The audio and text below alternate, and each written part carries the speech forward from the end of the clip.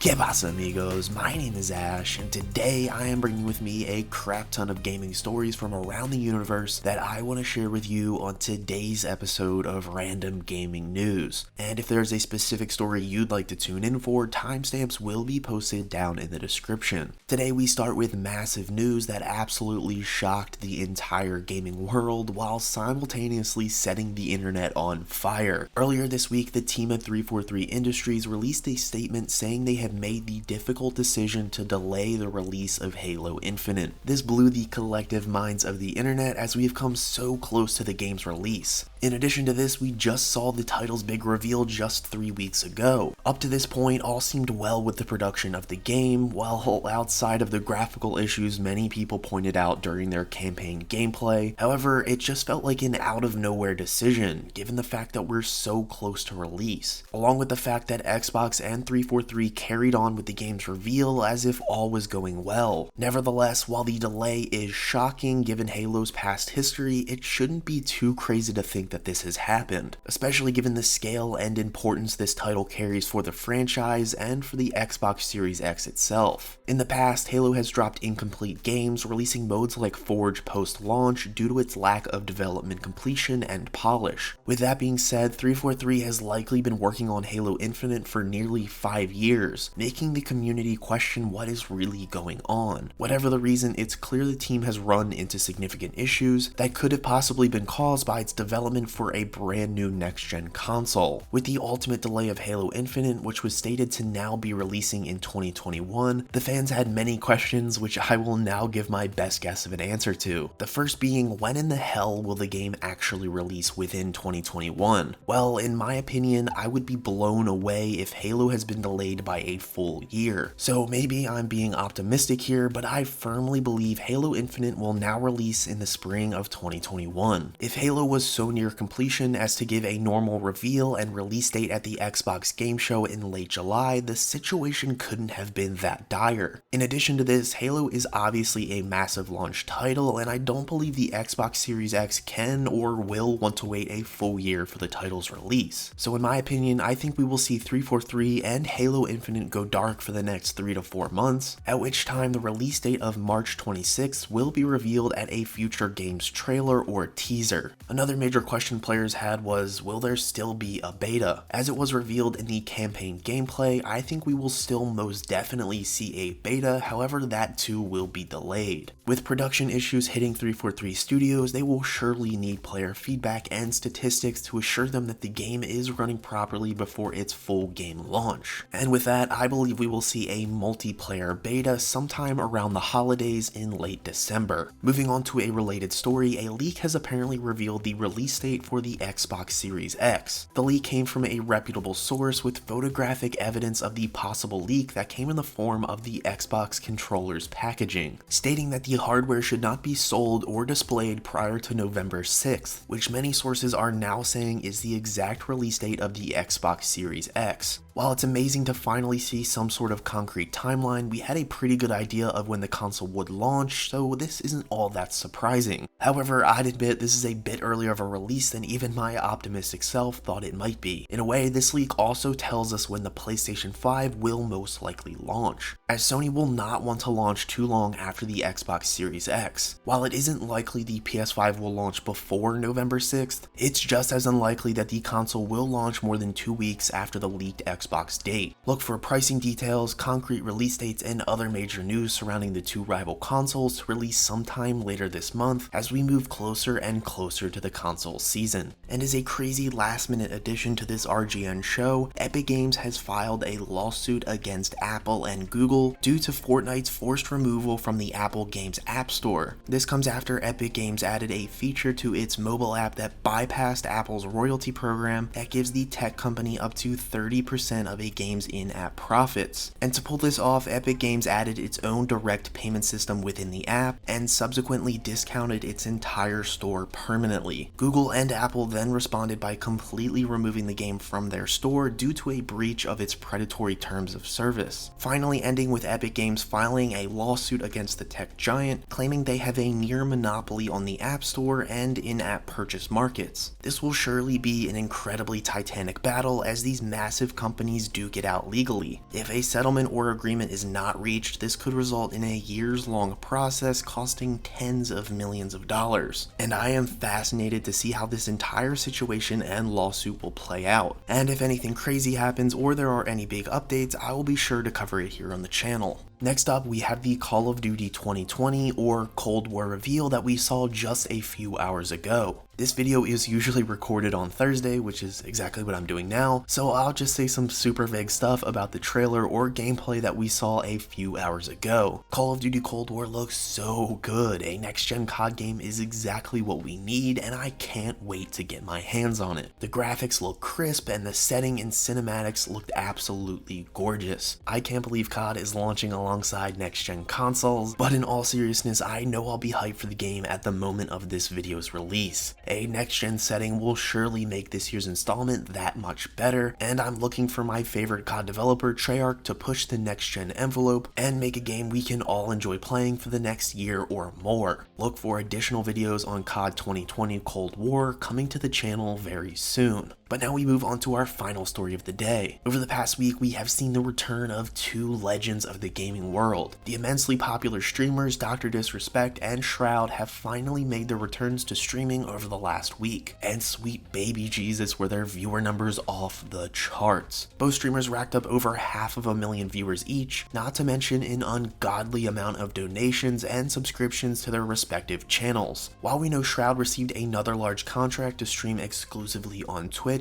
the Doctor has yet to receive any such deal with YouTube. While DrD has the member, donation, and emote features all activated on his channel, he is not an official contractual partner with YouTube. Most likely due to the suspected legal battle he has ongoing with Twitch, the Doc may be blocked from signing any additional contracts until the present issue is resolved. While a contract would provide the Doc with security and a fat bag of cash, I think it's safe to say he's doing all right. Anyway, that will do it for this video. Make sure you hit like, click or tap that subscribe button to become the heart of this gaming channel, and be a part of the conversation in the comments below by telling me how you feel about any and all of today's stories. And for more gaming analysis, news, reviews, and opinions, stay here on Ash Heart. And as always, thanks for watching.